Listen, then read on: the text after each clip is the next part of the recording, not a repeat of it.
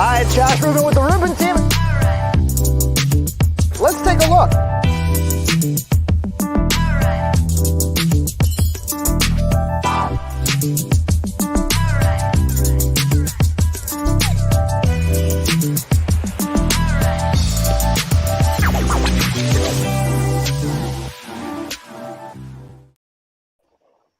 Hey everybody, it's Josh Rubin here on December 21st. I'm joined by none other than Kyle Whissel of Whissel Realty down in San Diego. Mr. Kyle, what's going on down there today? Dude, I'm very jealous of you right now. All of that powder behind you looks so pretty. So I'm extremely jealous. That's right. I'm sitting right in front of Mammoth Mountain in California today, Mammoth Lakes in Yosemite Park, because we got walloped with snow last week. So I decided to come out here, take some runs before the Christmas holiday. And I was advised to use this as my background. So this is not a virtual background. In fact, I'm coming to you live and direct from Mammoth Lakes, California today. So, Kyle, I'm curious, are you a snowboarder or a skier? I'm all about snowboarding. So we'll be up in the mountains next week.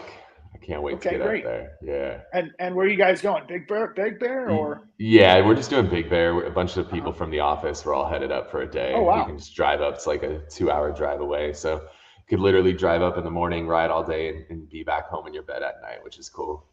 I'm sure the crowds up there are, something to really take into consideration now. Yes, if we don't get there at first lift and get some fresh tracks, it gets brutal in the afternoon. So the goal is just get there early, ride hard, have lunch, and just kind of chill the rest of the day. I bet.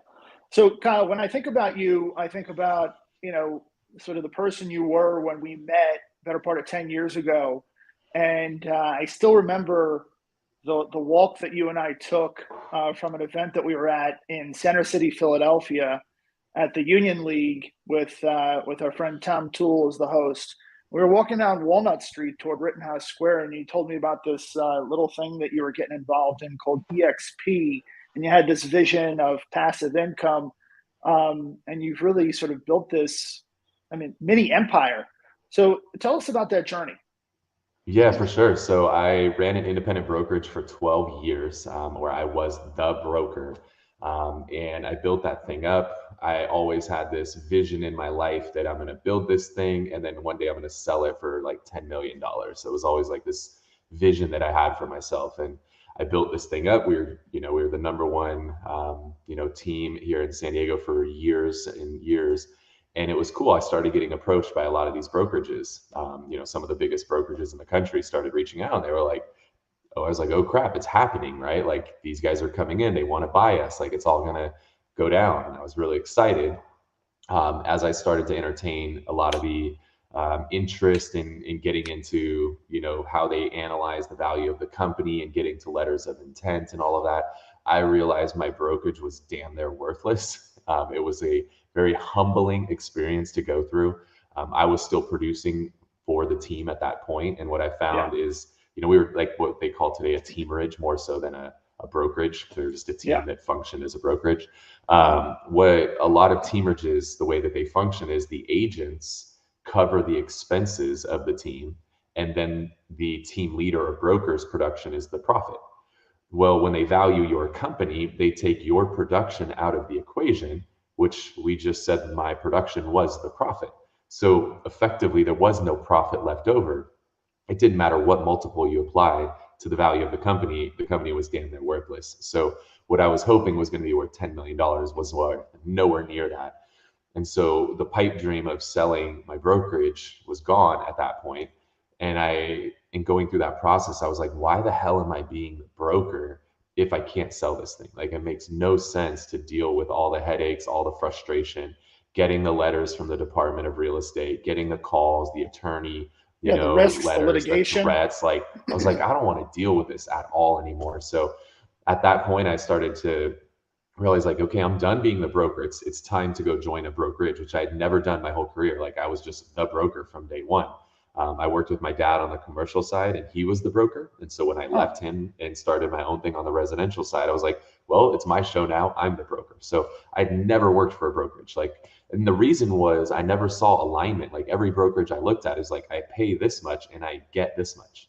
And I was like, this just doesn't make sense to me. I don't need your balloon, or I don't need your gold jacket or any of this crap. Like, I Right. don't need Not all mentioning any this names stuff. here, of course. No names, of course. Yeah. I don't need all this stuff. Like, I'm the brand. I don't need this stuff that that I'm paying for. So it never made sense to me. But then at the same time as this whole like letter of intent thing was going on, I started to see a few people that I really respected make a move over to EXP.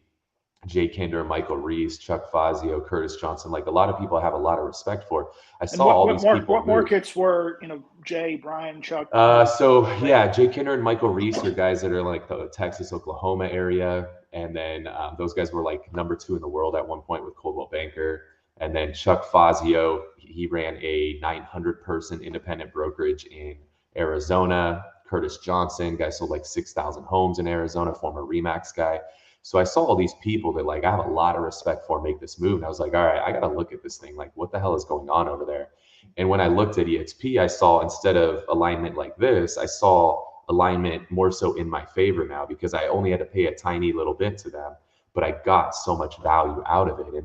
And the value that I got out of it was more than just the commission, which the split cap is ridiculously low and they give it back to you and everything.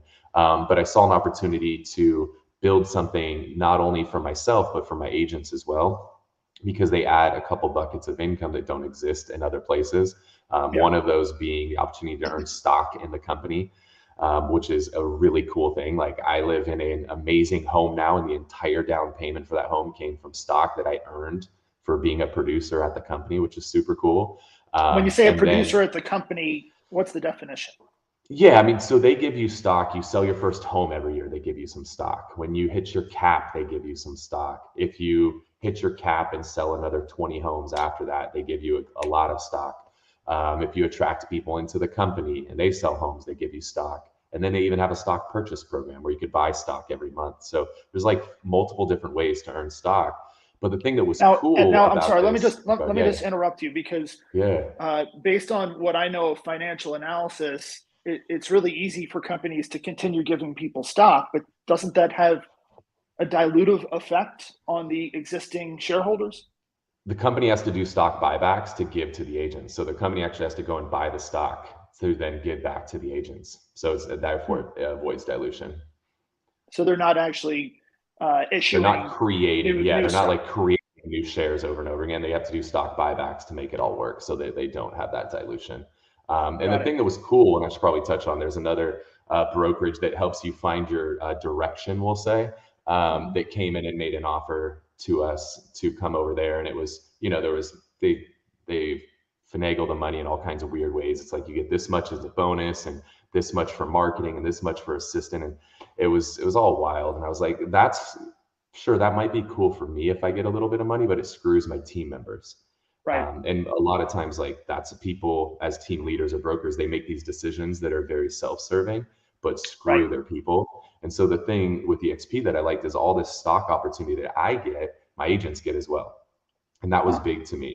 So Additionally, the does that mean when an event occurs that results in you getting stock, there's sort of a trickle down effect with the agents on your team getting a fraction of that allocation? No, they would earn it the same way. So when one of my agents, they sell their first home every year, they get a stock award. If they attract an agent to the company, they get a stock award and then they can buy stock. So they have 3 different ways, even for the agents on my team, to earn stock, which is super cool because I could have given them stock in my brokerage prior to that, but it would have been worthless. So the Right. fact that just for going and doing their job, whether they choose to buy stock or they just get the awards, they're going to earn stock, which is cool. And when I moved over, I had 25 people in my company, and it was like 21 of them had never owned a stock before. And Wow. what's cool now is 100% of the people on my team own stock. That's cool to just to Yeah. expose people to, the fact there's more out there than just making a check. There, you could actually build a portfolio for yourself. So for me as a leader, that's pretty cool to see that, like, I've helped every agent on my team, at least whether it's $200 worth of stock or 2 million, at least they have stock, which a lot of people have never Right. had before. So that's cool. Like, as a leader, I Yeah. like that. And it's cool to see the agents get excited. If the stock has a good run or whatever, they're posting screenshots. And like, I love that. Like, as a leader, Yeah. that's a Yeah. super fulfilling thing to me. Yeah. And then Kyle, the other thing, I'm oh, yeah, just curious. I'm sorry. I'm curious when you yeah. made this transition from 7 years or so of your own brokerage to aligning with EXP. Did you experience any challenges or growing pains?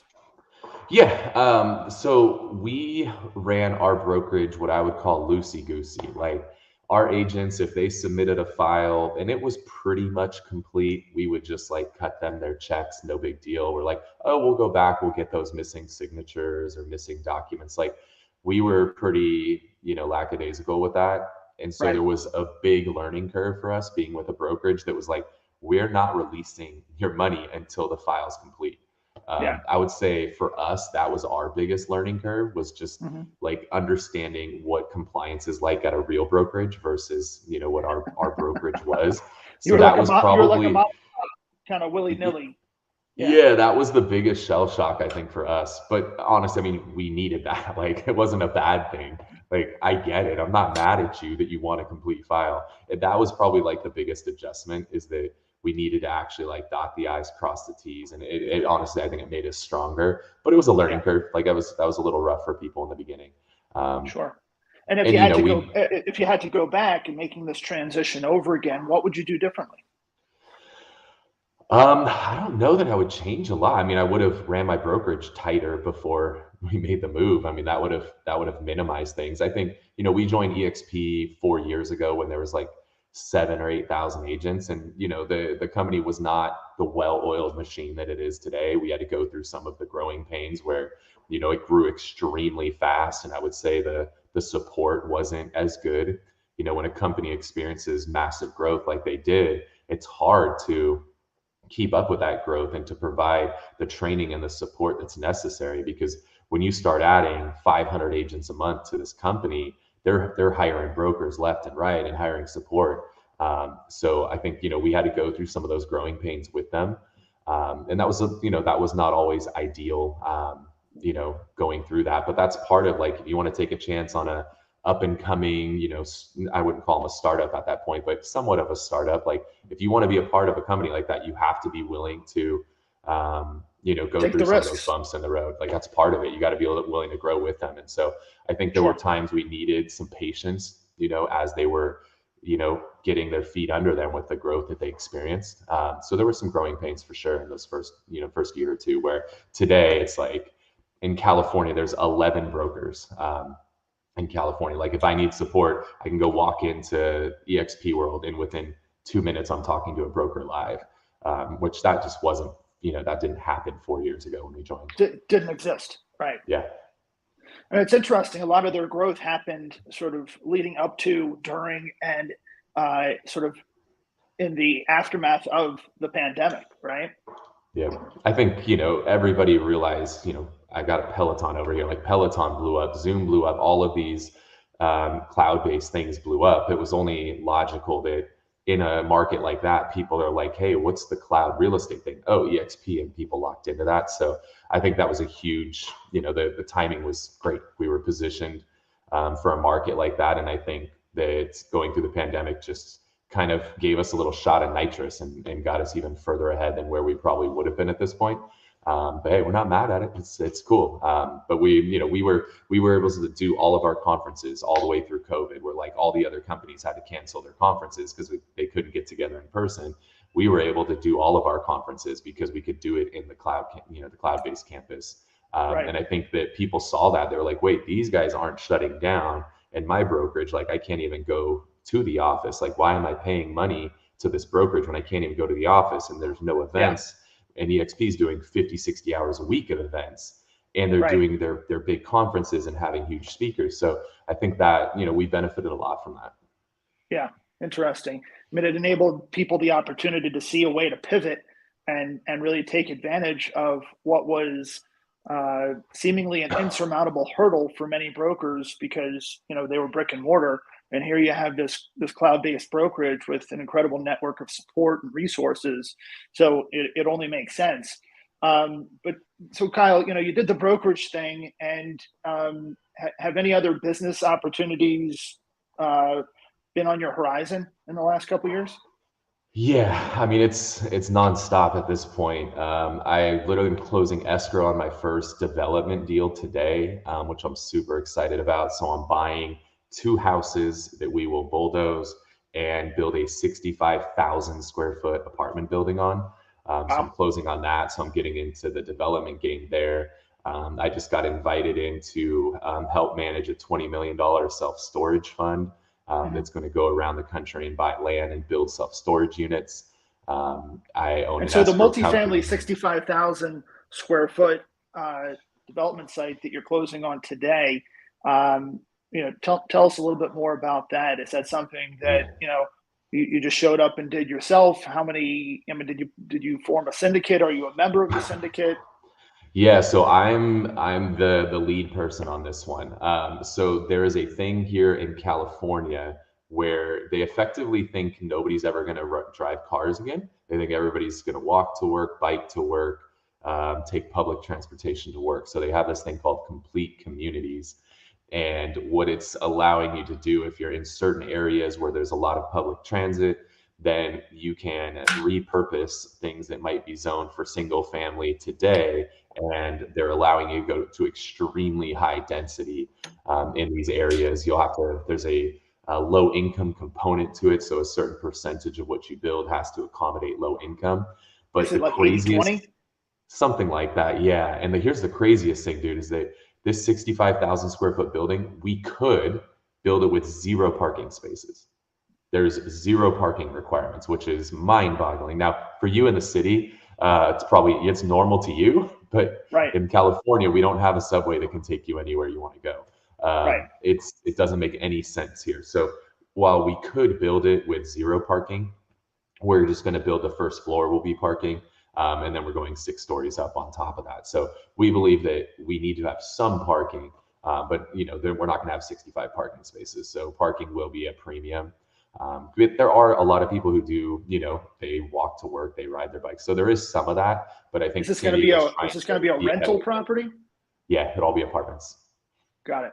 And how Yeah. are you managing that, both from Um, construction and inception planning through to actually, having it be a part of a portfolio? Yeah, so I've partnered with two other people, one that understands the investment side, one that understands the development side of it. So we're looking at 18 to 24 months to go through the entitlements to get it ready to build. Then once it's ready to build, then we'll syndicate at that time and we'll effectively raise funds to actually do the build out. The building's going to be somewhere in the neighborhood of, who knows what construction costs will be at that point, but somewhere in the neighborhood of 15 to 20 million to do the build out at that point. But once we're done, we're looking at what should be a $40 million building. So we're coming in buying these two houses for cheap, barely over Right, $1 million. right. 2 years of entitlement. We'll spend a few hundred grand to go through the entitlement process, 15 to 20 to build, and it should be worth roughly 40. So when we get to the point where we need to raise the funds to do the building, we'll syndicate at that time, and then we'll raise funds from, we have, there's so many people. I was on the other end. I've bought into syndications because I've wanted to be a part of this Right, stuff. right. So I've been on the investor side, or in syndication terms, like the limited partner side.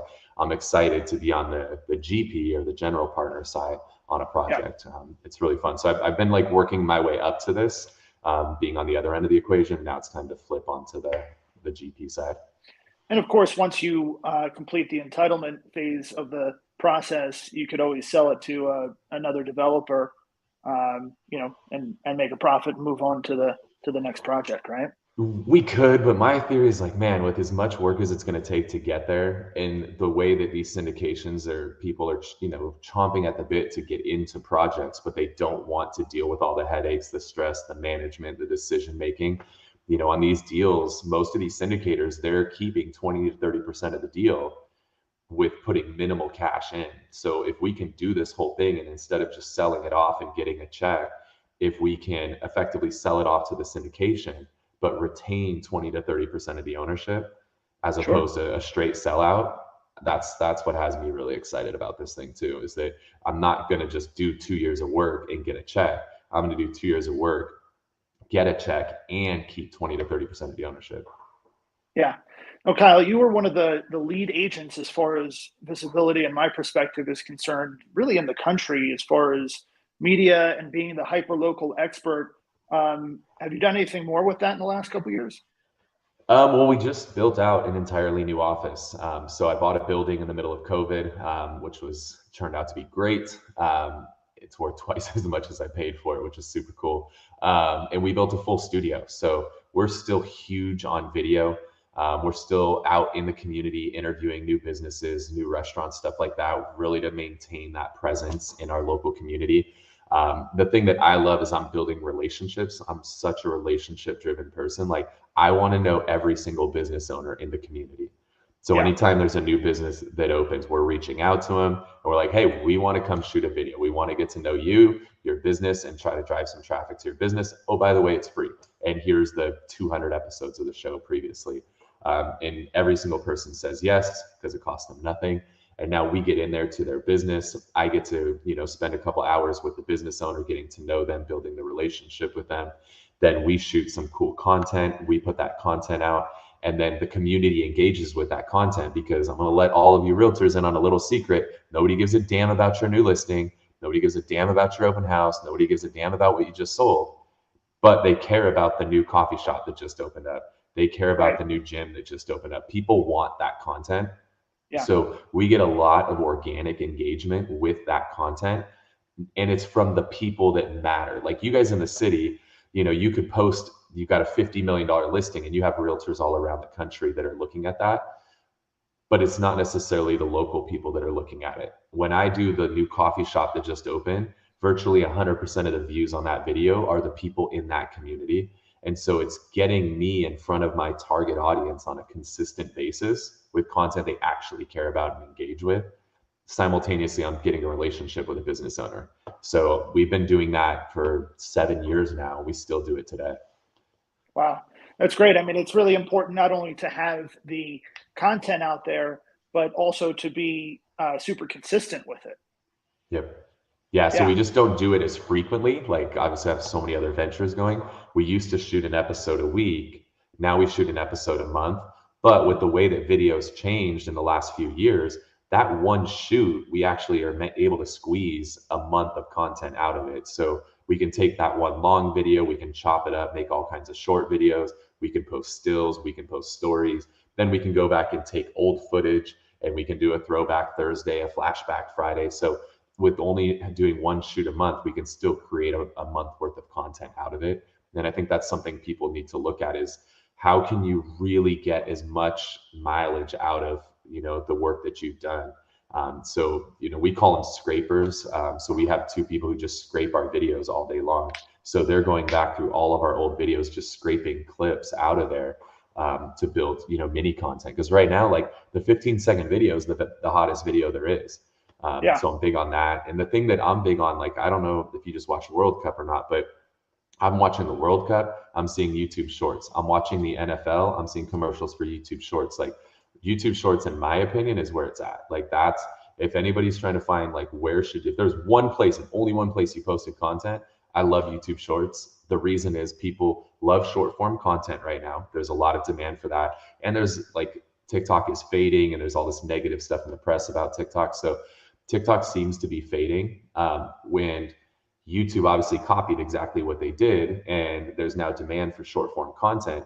But the biggest difference between TikTok and YouTube Shorts is that the native behavior on TikTok is to load it and just get on your phone, swipe, swipe, swipe, swipe, swipe. Like, that's your native behavior on TikTok. The native behavior on YouTube is to open YouTube, hit the search button, and type in a search. yeah, And so my opinion is that the videos that you put on YouTube Shorts are going to have the same effect that a TikTok video does, where you could go viral today, but that video could also be found a year from now when somebody goes in and types in, homes near Mammoth Mountain, right? Like, right. or stuff like that. Those videos will Yeah. be found a year from now. Those TikTok videos are not going to be found a year from now. No, that's an interesting point. I mean, YouTube, sort of naturally lives as a sort of a virtual billboard for the person creating the content in perpetuity. Yep. Yeah, Yeah, I mean, I and took 6 weeks off after we had a baby. I shot 0 videos for 6 weeks, but my channel still continued to grow. in those 6 weeks while I was gone, because one, we were able to take short videos, but also there's just organic growth that happens there because those older videos are still found. Where again, on TikTok, people don't go watch your 1 year old TikTok video. Nobody's ever going to see that video again. Right. But on YouTube, they do. So that's where I'm such a big fan of YouTube. We just got our most recent report. I think we have multiple different channels, but like my agent channel, the Whissel Way, we had like 400,000 minutes of watch time on that. Like Wow. that's insane. Like that's so Consumed crazy. content, Yeah. 400,000 minutes. Yeah. Wow, that's incredible. So Kyle, I mean, with the future here, we have some other cloud-based brokerages popping up. What do you think happens, say, not just tomorrow, but in say, you know, 1 to 5 years in terms of the industry? Yeah, I mean, I support them. I know that there's others out there, that are with EXP that don't like that there's other brands out there. But there's a Lyft to an Uber, and that's totally fine, right? Yeah, There's room for plenty of us. So I support, all the other brands that are out there, and I think if anything, it'll push both of us to be better, right? Because as you have competing brands, what ends up happening is your competition starts to poke holes in your brand, and you right, start to realize some of the flaws in your brand, because these flaws that you didn't know existed are now being exposed by your competition. And so we've seen that, right? We've seen some of the flaws, like the biggest thing that has been used against is like, oh, you guys have all these like fractionalized different groups and stuff. We're like, we do. I get it. They're not wrong. So it's been good because it's pushed us to break down some of those walls that have been established between different groups within EXP, and just, break the walls down and all collaborate on stuff. So we're putting events together here locally in San Diego where it doesn't matter whose group they're in within EXP. We're all EXP. So let's just do this thing together, just have an open invite for everybody. So I think, that's one of the things that has been exposed, and I appreciate that. I love that our competition is exposed an area where we were flawed so that we can work on that and get better. So I love that. And, obviously we're going to expose, some of their flaws, and they'll make those things better, and we'll all get better together. So I'm all for it. I love some competition. I think it's a good, healthy thing, and it'll make us all better in the long run. For those who don't know, when you say fractionalized groups, can you walk us through that?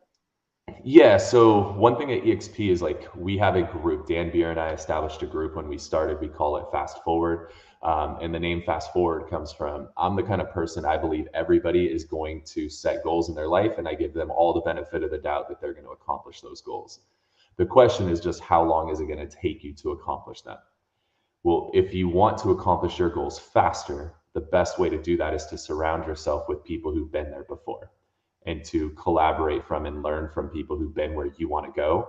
And as a result, they'll help you accomplish those goals faster because they're going to show you the way, and they're going to get you there a whole lot faster, less bumps in the road, less roadblocks. They're going to tell you, here's all the mistakes I made as I was building my team to selling 4,000 homes. Like, here's what to avoid.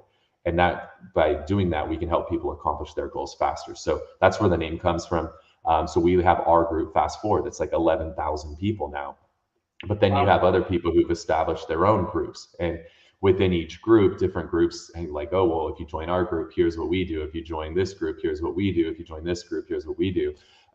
And so it's created to where it's like it feels fractionalized, right? Like, well, if I join EXP, it depends who I join. Where the competition has been like, hey, join us, and it's all one and the same. So again, that's where we've realized like they're not wrong. And so it's getting us to collaborate more, which I think is great. I don't think it's good that we've fractionalized ourselves and almost competed internally within EXP. And so the fact that it's helping people to realize like we're not competition with each other, we need to collaborate with each other. I Right. love it. So I'm excited. We have so many, amazing people here in San Diego: Pete Middleton, Jesse Zagorski, Gabe Mendez. Like, we have a lot of really amazing people here in San Diego. So I'm excited to do more events with them, and Sure. break those walls down. Cool. Well, Kyle, I so appreciate you joining us today on the Rubin Special. Always an enlightening chat, and I really commend the business that you've built and the dreams that you've accomplished. Again, I take it back to that walk that we had in Center City, Philadelphia, and how you were saying, you had this vision of what this could become, and you're going to give it a shot and take this leap. And that was, it's got to be 6-7 years ago now, I think. So it's interesting how time flies, and you've really built this incredible life for yourself.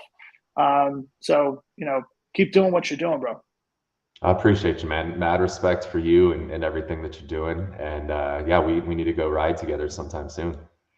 Yeah, I'll give you a little bit more notice next time rather than just popping up in your backyard. But again, Kyle, you're the man. So appreciate you taking the time out of your busy schedule. Congratulations on the new baby, of course. Everybody, it's Kyle Whissel, Whissel Realty at EXP down in San Diego. Thanks again, Kyle.